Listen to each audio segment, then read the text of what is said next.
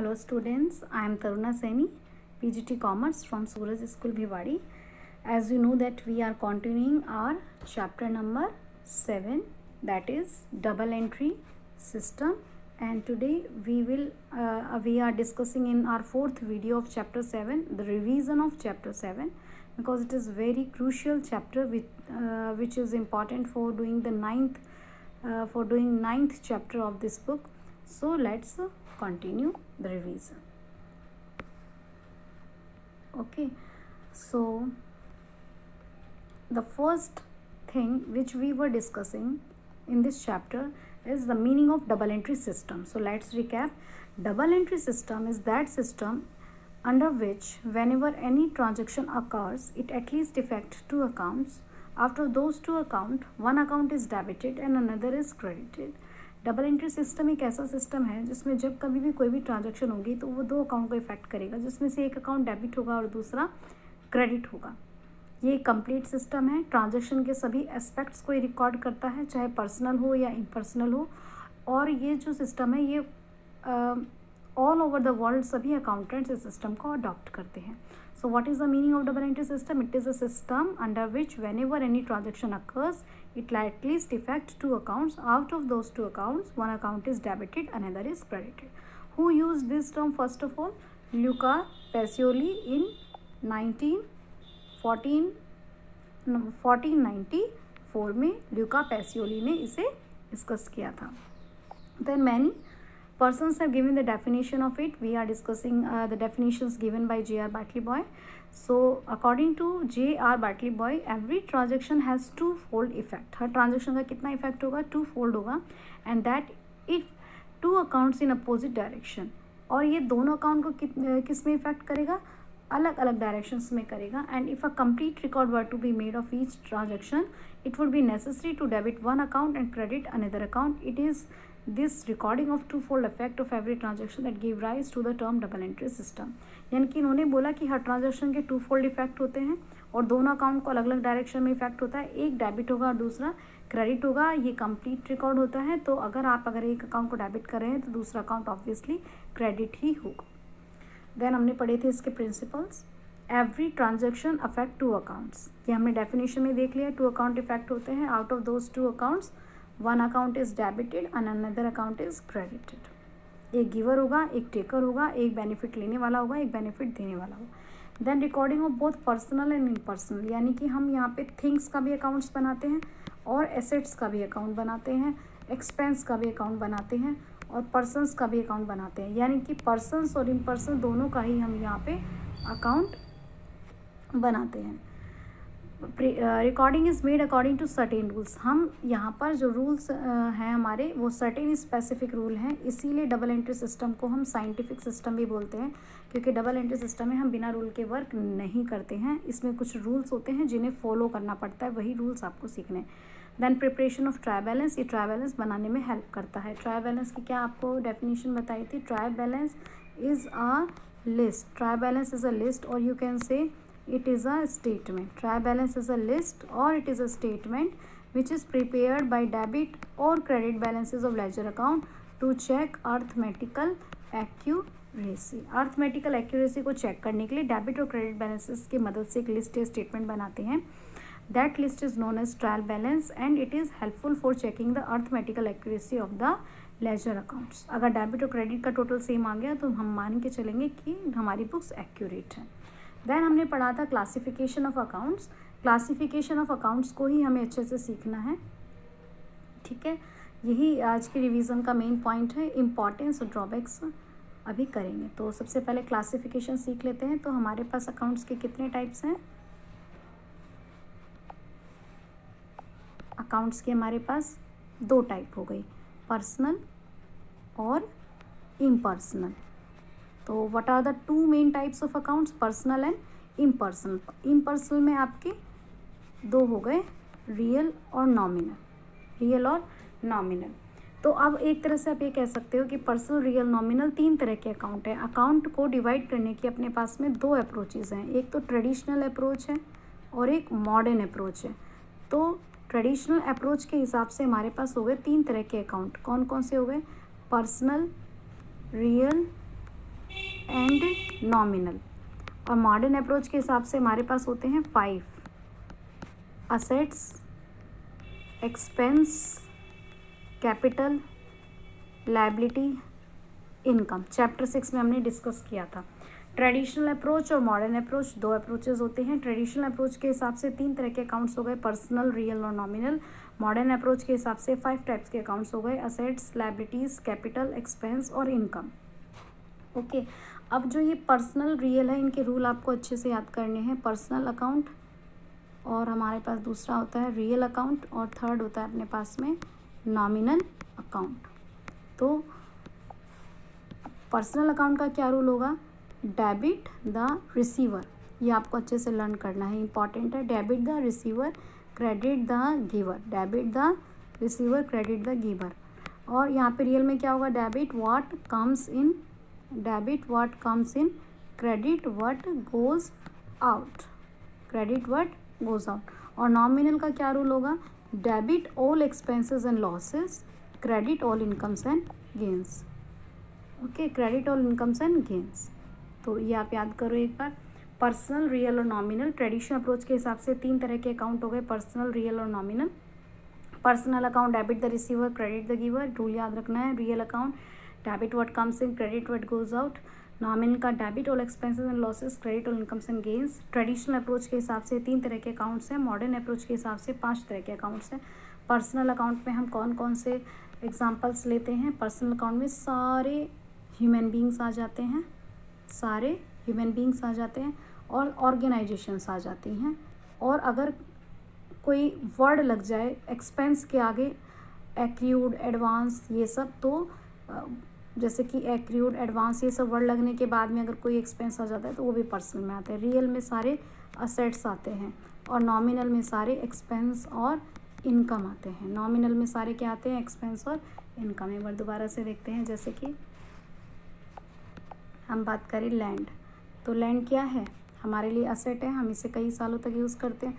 अब ये असेट है तो कौन सा अकाउंट है? रियल। आपका ये क्वेश्चन आता है पेपर में कि classify the accounts in personal, real and nominal, ये बताना होता है। 3 या 4 मार्क्स में क्वेश्चन आता है, हाफ मार्क्स का एक आइटम होता है। लैंड क्या है? एसेट है।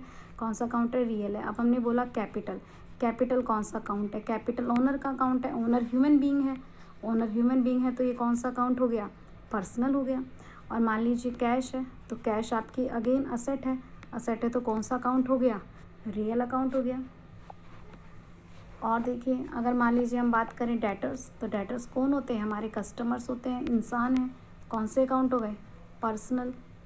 सैलरी, सैलरी देना बिजनेस के लिए क्या होता है? एक्सपेंस होता है, एक्सपेंस को हम कौन सा अकाउंट बोलते हैं?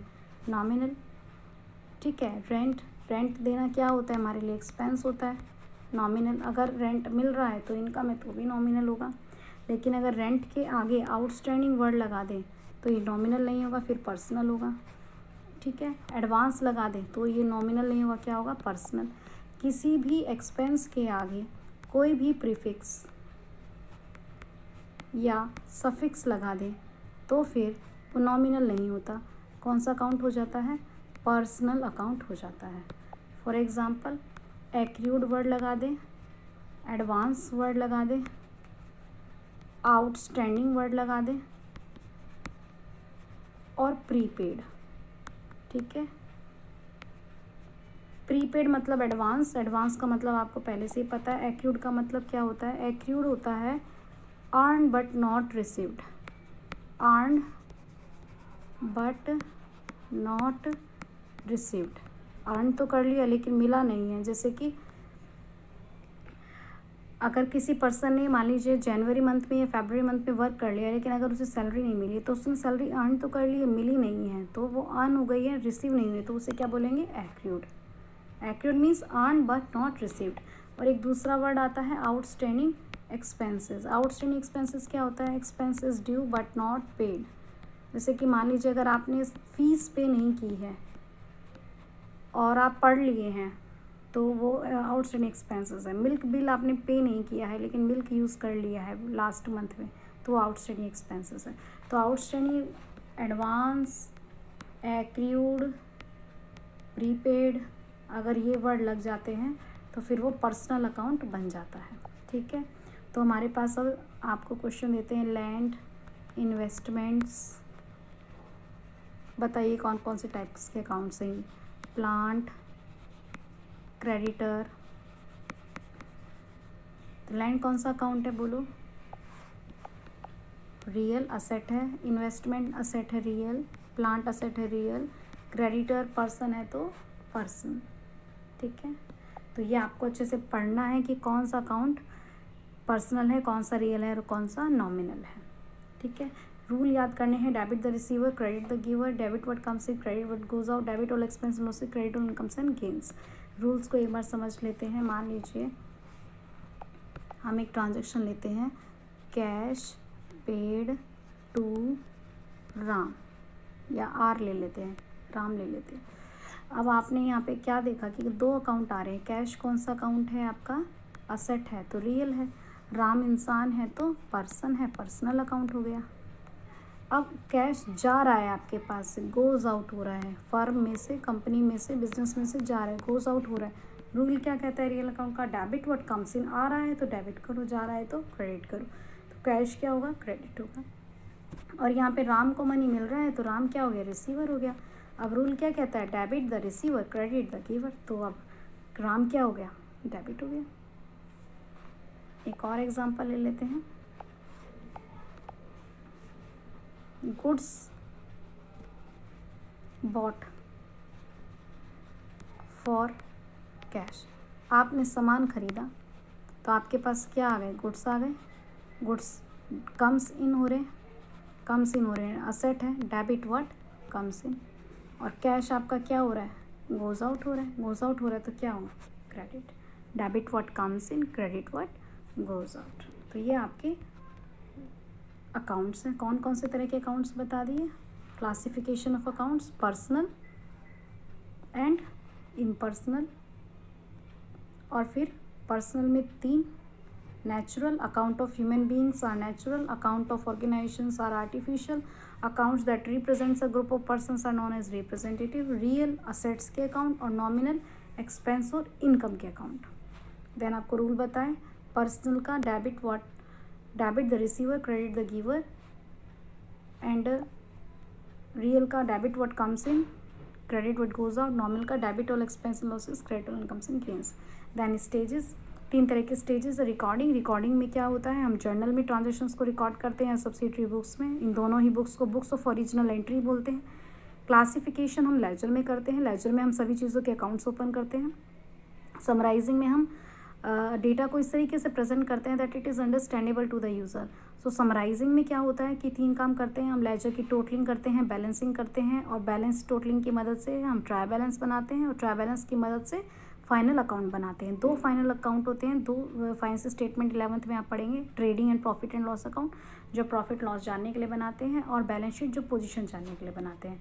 समराइजिंग में हम क्या करते हैं, फाइनेंशियल स्टेटमेंट बनाएंगे, trading and P&L account. Trading account क्यों बनाते हैं, ग्रोस प्रॉफिट ग्रोस लॉस जानने के लिए, और P&L क्यों बनाते हैं, नेट प्रॉफिट नेट लॉस जानने के लिए। और समराइजिंग में हम क्या करेंगे, एक और काम करेंगे, बैलेंस शीट बनाएंगे फाइनेंशियल पोजीशन को जानने के लिए। देन आपका आता है इंपॉर्टेंस क्या है, ये पॉपुलर क्यों है, because it is scientific system, it is based on certain rules, it helps in comparison, it helps in knowing the profit or loss, it helps in knowing the gross profit or loss, it helps in estimation of the future, it helps in knowing the trend, it is legal. Okay, so these are the advantages of double entry system. And what are the drawbacks we have studied. Drawbacks होता है कि it is based on rules, so it is very difficult to understand the rules. ऐसा नहीं कि difficult नहीं है, if you will do practice आप समझ जाएंगे, but still it is a problem with double entry system that rules के लिए आपको नॉलेज लेनी पड़ेगी, सीखना होगा। सेकंड बल्कि है, बहुत ज़्यादा बुक्स बनानी पड़ती हैं, it's a lengthy procedure. And third one is that it is unable to locate the errors, double sided अगर एरर हो जाए तो हम लोकेट नहीं कर पाएंगे। So today's work is to study thoroughly and you have to put more focus on the topic number 4th and topic number 5। You have to study कि अगर आपको आइटम दिए हुए हैं, land, building, plant, machinery, furniture, fixture, तो आपको बताना है कि वो कौन सा अकाउंट है, पर्सनल है, रियल है, नॉमिनल है। कई बार आपको दिया होगा कि जैसे कि ऐसा क्वेश्चन भी आपको दिया हुआ हो सकता है, फॉर एग्ज़ाम्पल आपको दे दिया राम होंडा लिमिटेड आपको दे दिया ए लिमिटेड, ABC लिमिटेड, आपको दे दिया आउटस्टैंडिंग एक्सपेंसेस। अब आपसे पूछा है बताइए कौन सा पर्सनल अकाउंट है, तो ये तो नेचुरल पर्सनल है और ये आर्टिफिशियल पर्सन है, ये भी आर्टिफिशियल पर्सन है और ये रिप्रेजेंटेटिव पर्सनल अकाउंट है। तो आपको ये क्वेश्चन बहुत अच्छे से करना है कि पर्सनल, रियल और नॉमिनल में क्लासिफिकेशन ऑफ अकाउंट्स, और अगर नेचुरल है तो वो कैसे होगा, रूल्स लर्न कर लेना। Okay, so thank you so much.